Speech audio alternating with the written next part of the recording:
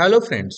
इस वीडियो में हम लोग पॉपुलेशन रेगुलेशन के बारे में सीखेंगे कि पॉपुलेशन रेगुलेशन कैसे होता है और कौन कौन सी जो इम्पोर्टेंट पॉइंट है उसको ध्यान रखना है। पहली बात कि कहीं भी पॉपुलेशन अगर रेगुलेट होता है तो एक कॉम्प्लेक्स इंटरेक्शन बिटवीन बायोटिक और एबायोटिक फैक्टर की कॉम्प्लेक्स इंटरेक्शन है। बायोटिक मतलब living component, abiotic non living component. और यह डेंसिटी डिपेंडेंट हो सकता है और डेंसिटी इंडिपेंडेंट भी हो सकता है। इसको और थोड़ा समझते हैं। पहली बात कि जो केस सेलेक्टेड स्पीसीज होते हैं उनका जो रेगुलेशन होता है, मतलब पॉपुलेशन का घटना और बढ़ना, वो डेंसिटी डिपेंडेंट होता है। क्या मतलब है इसका? दो चीज है, बर्थ रेट और डेथ रेट रेगुलेट करते हैं पॉपुलेशन ग्रोथ को।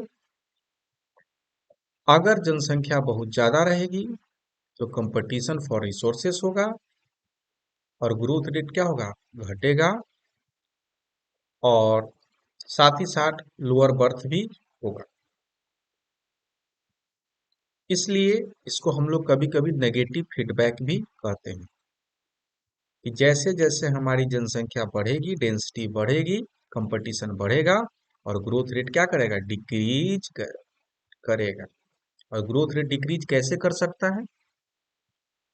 बर्थ रेट कम होगा और डेथ रेट ज्यादा होगा क्राउडेड पॉपुलेशन में। और इस तरीके से यह नेगेटिव फीडबैक का एग्जाम्पल है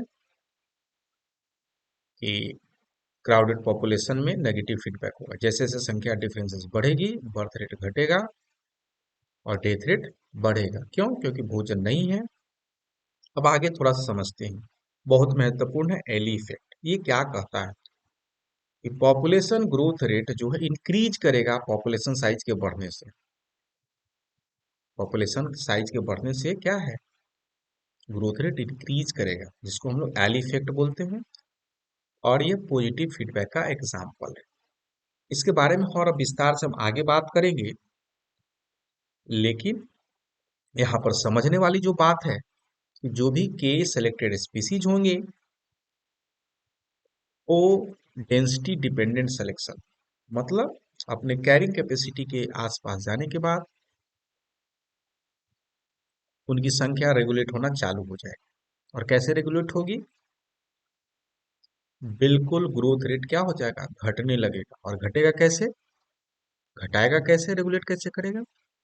बर्थ रेट को लोअर कर देगा, डेथ रेट को क्या कर देगा? हाइयर कर देगा। अब दूसरे तरह के जो स्पीसीज हैं जिसको हम लोग बोल रहे हैं डेंसिटी इंडिपेंडेंट सिलेक्शन, ये टर्म काफी महत्वपूर्ण है। मैंने पहले भी इसके बारे में बताया है। आर सेलेक्टेड स्पीसीज इसको फॉलो करते हैं। Birth rate death rate does not changes with population density, मतलब साइज के बढ़ने से पॉपुलेशन से उसको कोई फर्क नहीं पड़ता है।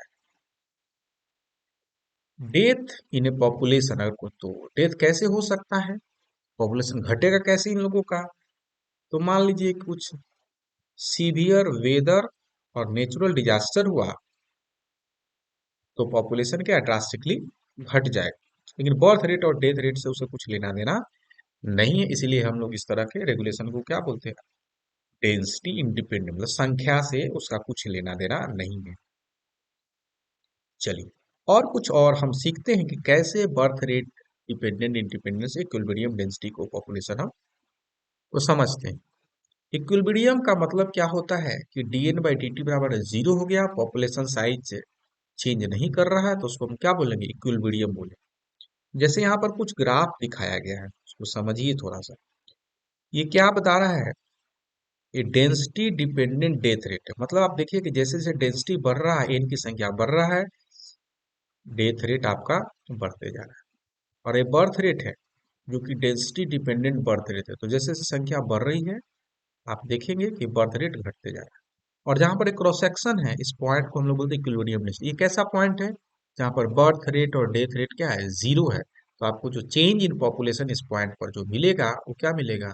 जीरो मिलेगा। सही है। ठीक उसी तरीके से आप ये देखिए कुछ और एग्जांपल है, डेंसिटी इंडिपेंडेंट डेथ रेट।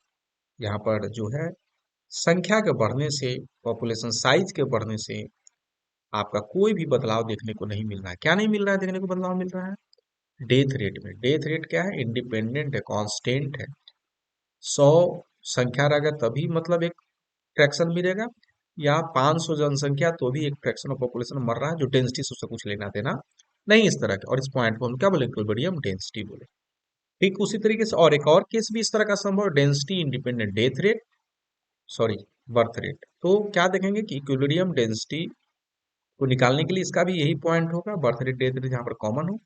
लेकिन यहाँ पर देखेंगे कि इंडिपेंडेंट डेथ रेट का मतलब क्या है कि एन की वैल्यू बढ़ने के साथ आप पाएंगे कि ये बढ़ता जाता है। एन की वैल्यू के बढ़ने के साथ आप क्या पाते हैं कि ये बढ़ता जाता है। क्या बढ़ता जाता है?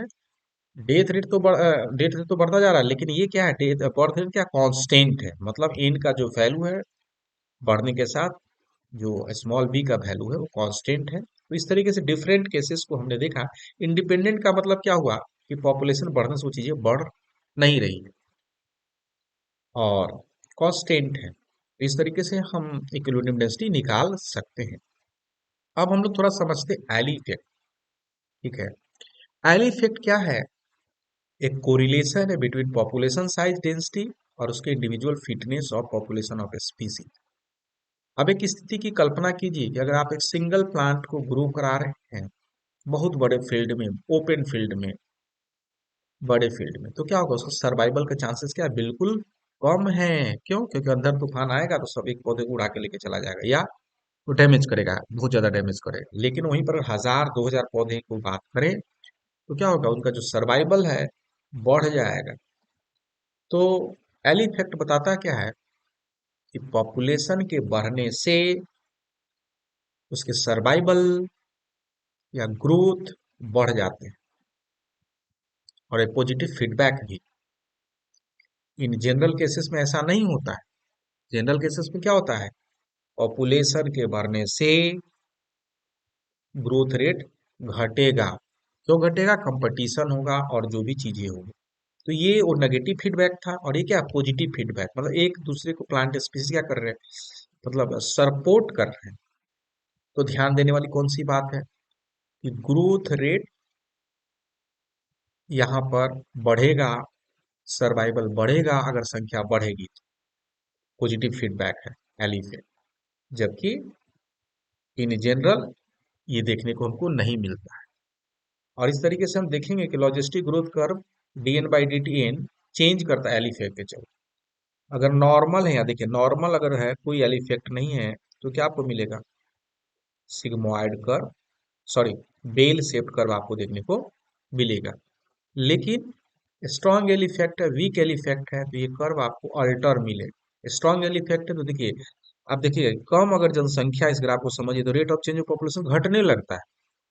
नहीं, स्ट्रॉन्ग एल इफेक्ट, और फिर क्या है? बढ़ते हुए प्रतीत होता है। और यहाँ पर क्या है? वीक एल इफेक्ट है, जो कि दोनों कर्व कर्व का क्या एक तरह से बीच का कर्व है।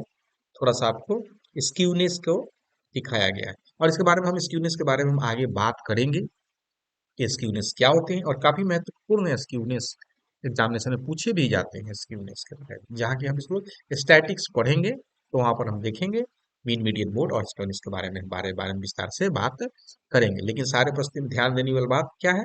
अगर एल इफेक्ट नहीं होगा तो क्या होगा? वेल शेप्ड कर्व आपको मिलेगा, rate of change of population with respect to N, और ये आपका कैरिंग कैपेसिटी। Thank you.